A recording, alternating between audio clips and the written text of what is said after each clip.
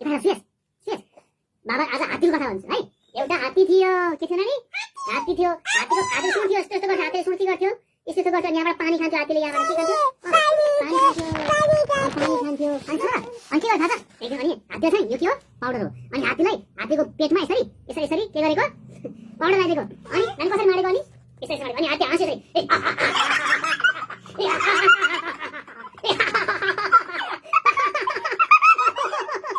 हात्ती कसरी हाँस्यो?